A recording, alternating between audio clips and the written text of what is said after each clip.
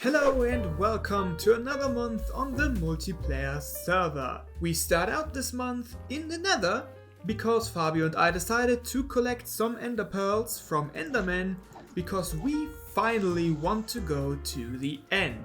For that endeavor I also got myself a horse, which I called Slow Dancer because, let's be honest, I don't want to walk. Nobody wants to walk to the end portal, right? So I got this horse and look at that. Look at my beautiful white steed. Boom. Yeah. Yeah. Fancy, huh? Oh, It didn't take long for us to find the portal, so we were ready to fight. So here's a montage of that. Okay, let's go. The end. Yep. Whew. That's good. Floating platforms are bad. Let's destroy the monstrum. Yeah. Is that all? Strength potion activated.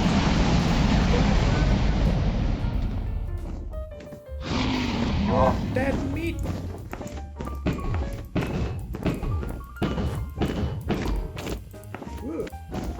Strength potion arrow, go! I'm gonna get it! No! No! Don't you dare! My kill!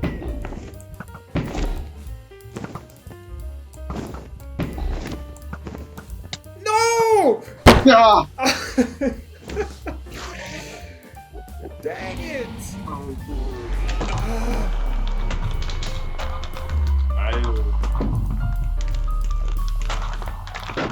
Strength potion! Man! We got the egg and immediately started going deeper into the end because, frankly, we really wanted our elytras. We've been walking for long enough, man. It's month 3 and we still don't have elytras. Come on.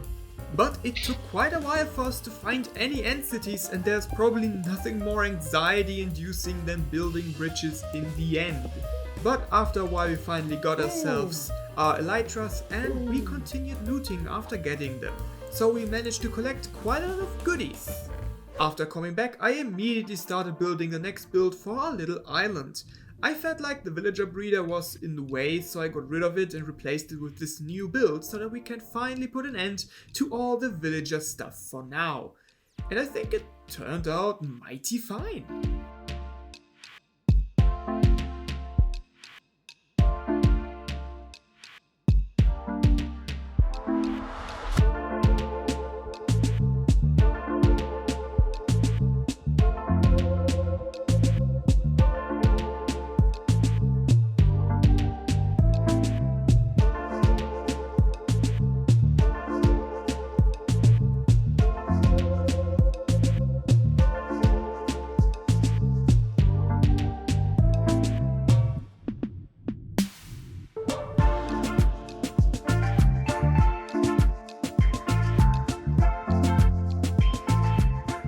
The new home for the villagers is done. Let me show you what I have done.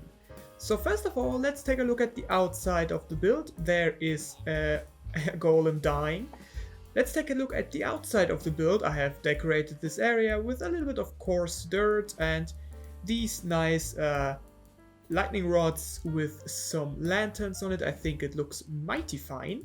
And if we look inside, we can see that I have hidden the villager breeder. Let's read the signs.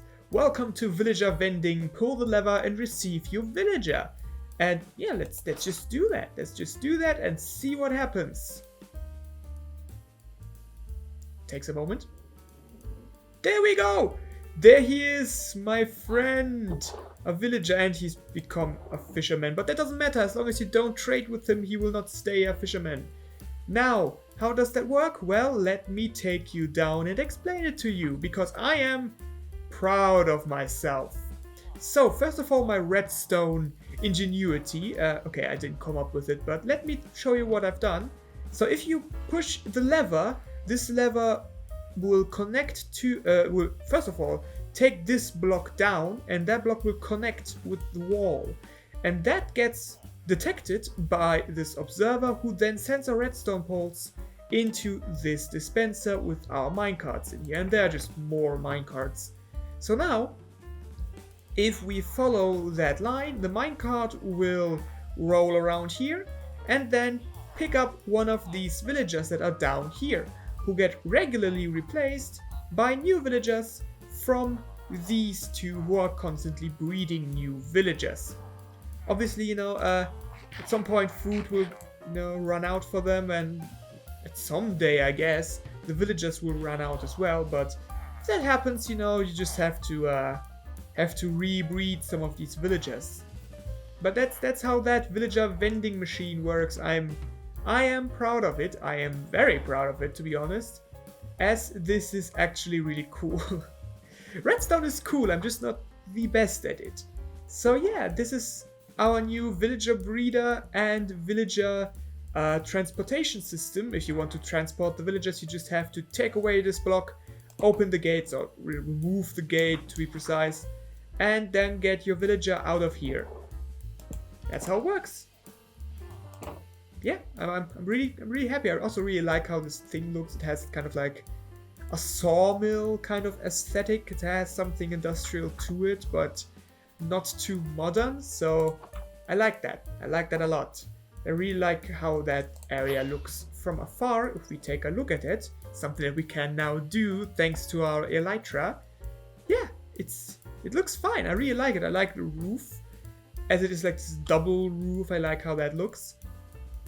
And I also, one thing I have to mention to you, I also added these stairways down here and down here to the iron farm, because the iron farm is currently, the biggest open space in this area. I am positive that Fabio will someday put a casing around these two farms, but yeah, this iron farm still needs some building around it, because I personally don't really want the iron farm to just stay open. Let's see how much iron there is. There's enough iron, that's great. So I personally don't really want that to just stay open like that. So in this square in here, we are going to add another building to hide the pure iron farminess of this iron farm. Obviously, we cannot let this daylight sensor be obstructed, but if you just leave one block open at the top, this should be fine, I guess. Yeah, that should be fine. What was that sound, man? So yeah, next up for us is to figure out how we want to make this thing look. I want the iron farm to look a little bit different than the rest of this stuff. Like, I have built two big wood houses in here. So maybe something a little out of a little bit more stone, maybe, or something like that. I will come up with something so that we can do that. And if that thing is properly encased in a building, and these two buildings are also hidden, we can finish this island with some, some details here and there, and then we can all move out from the island. Like, I've heard Fabio's really itching to start building his big base, so let's do that. Let's make this island pretty so that we can expand our horizon and do new things.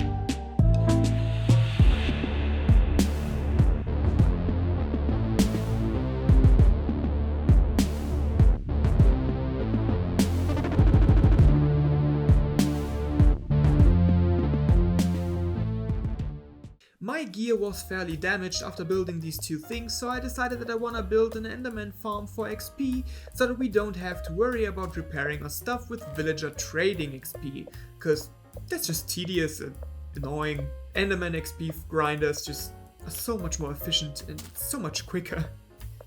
And if I ever want to go to level 999, I know where I will hang out. I got the design for the farm from the YouTube channel Shulkercraft, so I'm gonna obviously link that down below. And here, watch me struggle to get an endermite for way too long.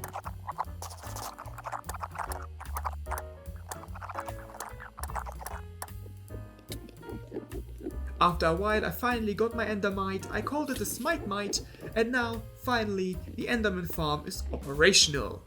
The only downside to this fantastic farm is that it's incredibly loud, and here right now I have already lowered the volume for the Enderman during editing, and it's still loud. The rest of the month was spent by me going to the nether to collect ancient debris so we can make netherite gear, because if we have that, we can finally say that we are completely back in the game like we were when we were at our best times in the previous multiplayer world. And look at that, I even got some serious dedication getting my trusted hoe, the power, back. And that's basically all we did this month. So let's get to me, but a different me from the future, talking to you. And here we are at the end of another month. Yeah, we have done quite a lot this month. Let's take a look at what we have done. And because we now are in full netherite armor and we have wings, that I called Wind of Change by the way, we can fly up and take a look at what we have now, and man, I really like it. This is our island now. You can see Fabio still has not encased his farms so that it looks better, but I'm positive he will do that someday. But other than that, if we take a look at the island from one of my favorite lookout points from over here, we can see there's a lot that has happened and some stuff that I still need to show you. But first, let's take a look at these two buildings over here. You already know the villager vending that we have here. And if we go down here, I have built a little path that extends all the way down there, where I also added some more trees and some more greenery just to make the whole place feel more alive. And yeah, here we have the iron farm. I didn't really change anything about it. I think it works just fine the way it is. And it still produces iron for us. And man, I'm really happy with this island. I think the island looks great. I think it's really cool. And I am really excited because that now means that we basically can start expanding to other areas and start building ourselves a bigger base than this thing, because I noticed I am growing out of it fairly quickly. I have to add even more chests into our chest room that I already have in there. Maybe you can see it. So yeah, of course there's still this little area over here. Maybe I can clean it up a little bit later on, but that's not too bad. It still works out fine in my opinion, so that we can start with making ourselves a bigger base while having this still a little bit rough, but you know, we can just bone meal it later on. It's going to be fine. But this is it. This is the starter island. At the end of month 3, we can finally say that it is basically finished with all things that you have to have for the start of your Minecraft world. Not to mention, this month also included us beating the dragon, going to the nether, the nether, going to the end I mean, but also going to the nether and collecting ourselves some netherite, and of course building the Enderman farm that you have seen earlier in this video. All in all, this month was very productive and I'm really happy with how it turned out. So the only thing left for me to do is to say thank you so much for watching this video. Thank you for following me for this month, and hopefully I see you next time for the next monthly update on our Minecraft multiplayer server. Goodbye.